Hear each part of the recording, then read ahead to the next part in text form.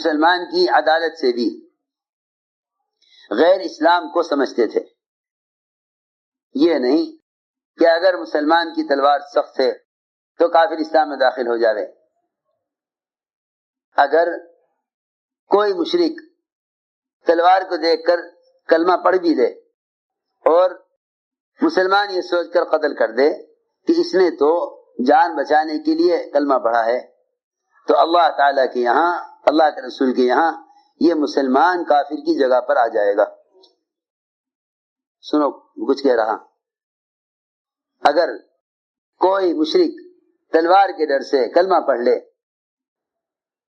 تلوار کے ڈر سے کلمہ پڑھ لے، دل کے ارادے سے نہ پڑھے، تلوار کے ڈر سے کلمہ پڑھ لے، تو یہ قتل کرنے والا مسلمان اللہ کے رسول کے یہاں اس کافر کی جگہ پر آ جائے گا. سنو غور سے بات. اسلام تو ساری اقوام کو اپنے اندر داخل کرنے کے لیے ہے. اسلام ون وے ہے. کیا ہے؟ آنے کا راستہ ہے، جانے کا راستہ کوئی نہیں.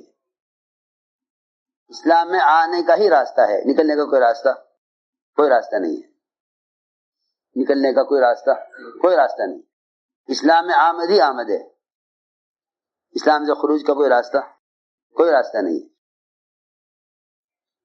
کہ اسلام میں تو آمد ہی آمد ہے، نکلنے کا کوئی راستہ نہیں ہے. میں عرض کر رہا تھا، ایک صحابی نے ایک کافر کا پیچھا کیا، دوڑے اس کے پیچھے، وہ بھی بھاگا. جب اس نے دیکھا کہ اب میں بچ نہیں سکتا تو اس نے کہا اشہدو ان لا الہ الا اللہ. صحابی کو خیال ہوا کہ اگر اسے کلمہ پڑھنا ہی ہوتا تو اور پہلے سے پڑھ لیتا. اگر یہ کفر سے رجوع اب کر رہا تلوار دیکھ کر، تو اس کا کلمہ پڑھنا جان بچانے کے لیے ہے. حضور اکرم صلی اللہ علیہ وسلم نے ان صحابی کو اتنی ملامت کی کہ تم نے اس کے کلمہ پڑھنے کے بعد اس کو کیسے قتل کر دیا.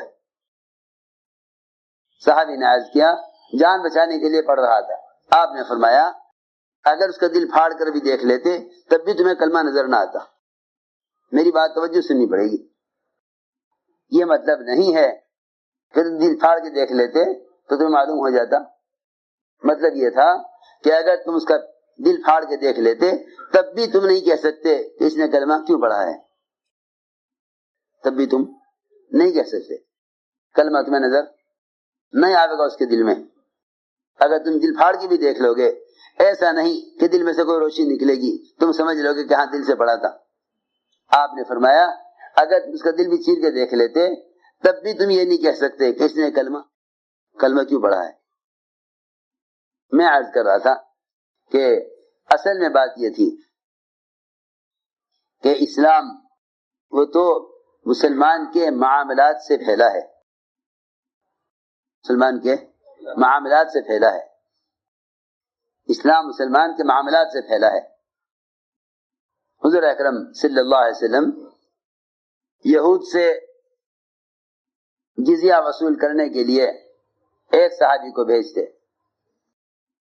وہ جا کر ان سے کہتے، یہودی سے، کہ جتنا عمدہ مال ہے تو پہلے چھانٹ لے. جتنا عمدہ مال ہے تو پہلے چھانٹ لے. جو تو چھانٹ کے الگ کر لے گا وہ تو لے لینا، جو بچے گا وہ میں لے جاؤں گا. تو پہلے عمدہ مال اپنے لیے چھانٹ لے. اللہ اکبر. حالانکہ اس سے جزیہ لے رہے ہیں تاکہ یہ مغلوب ہو کر تابع ہو کر رہے. جزیہ لینے میں بھی، جزیہ وصول کرنے میں بھی اتنی رعایت کر رہے کہ تو عمدہ مال اپنے لیے چھانٹ لے، جو مال ردی ہے وہ الگ کر دے، میں ردی مال لے جاؤں گا.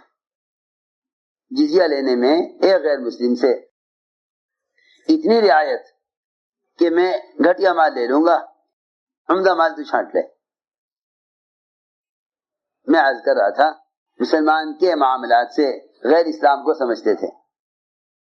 علی رضی اللہ تعالیٰ عنہ کا جھگڑا ہو گیا ایک یہودی سے، ایک زرہ پر، ایک زرہ جو پہنی جاتی ہے جنگ میں، لوہے کا کرتا بڑا قیمتی ہوتا ہے۔ حضرت علی کی زرہ بڑی مشہور تھی اور بہت قیمتی تھی، حضرت علی کے اونٹ سے گر گئی، یہودی نے اٹھا لی، ایک مدت تک چھپا کے رکھی، پھر بازار میں بیچنے کے لیے نکلا، حضرت علی کا گزر ہوا، وہاں دیکھ لی زرہ بکتی ہوئی، وہاں دیکھی زرہ بکتی ہوئی۔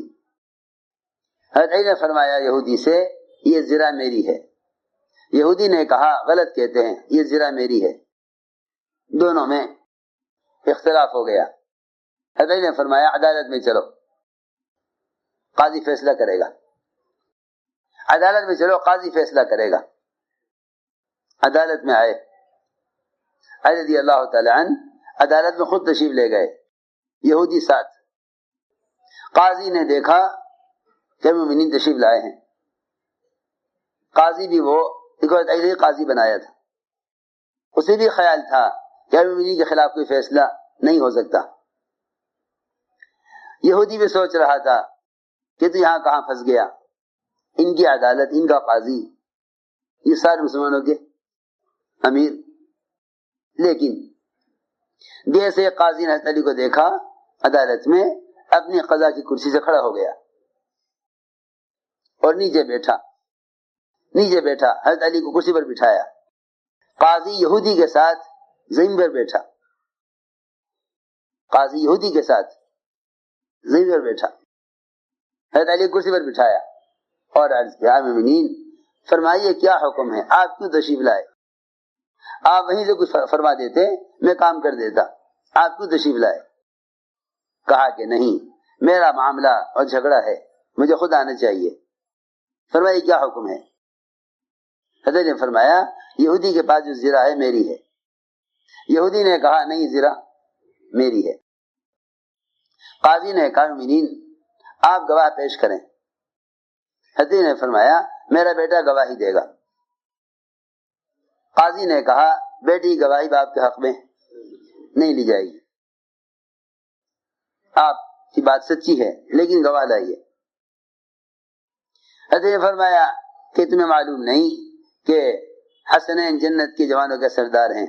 کہ ہاں یہ بات تو ٹھیک ہے، ہم نے آپ کے بڑوں سے یہ بھی سنا ہے کہ بیٹی گواہی باپ کے حق میں معتبر نہیں۔ چنانچہ قاضی نے فیصلہ کر دیا کہ مومنین زرہ آپ کو نہیں مل سکتی، زرہ تو یہودی کی ہے۔ یہودی کے حق میں فیصلہ ہوا، مسلمانوں کی عدالت میں سارے مسلمانوں کے امیر کے خلاف۔ رضی اللہ عنہ نے فیصلہ قبول کیا۔ جیسے ہی فیصلہ ہوا یہودی کے حق میں، یہودی نے کہا اشہد ان لا الہ الا اللہ واشہد ان محمد عبدہ ورسولہ۔ بات یہ ہے کہ ہم تو دیکھنا چاہتے تھے کہ آپ کی عدالتوں میں نبیوں کے طریقوں کے مطابق فیصلے ہوتے ہیں یا قوم اور اپنے قبیلے اور اپنے رشتہ دار اور اپنے متعلقین کے اعتبار سے فیصلے ہوتے ہیں۔ اگر مسلمان کی عدالت میں مسلمان کے خلاف فیصلہ ہو رہا ہے تو اس کا مطلب یہ ہے کہ آپ ہدایت چاہتے ہیں۔ چنانچہ علی رضی اللہ تعالیٰ عنہ نے وہ زرہ اس کو ہدیے میں دے دی، فرمایا اس تم اسلام لے آئے، یہ زرہ تمہارے لیے ہدیہ ہے۔ یہودی نے یہ کہا کہ مومنین زرہ آپ ہی کی ہے، زرہ آپ ہی کی ہے، میں دیکھنا چاہتا تھا کہ آپ کی عدالتوں میں فیصلے ہوتے ہیں وہ انبیاء کے فیصلوں کے مطابق ہوتے ہیں یا اس کے خلاف ہوتے ہیں۔ ساری بات کا خلاصہ یہ تھا کہ وہ محنت جو صحابہ پر کرتے تھے، وہ محنت جو صحابہ پر کرتے تھے، وہ محنت امت میں سے ختم ہو گئی، وہ محنت ختم ہو گئی جو صحابہ پر کرتے تھے۔ ساری بات کا خلاصہ یہ تھا کہ وہ محنت ختم ہو گئی جو صحابہ پر کرتے تھے۔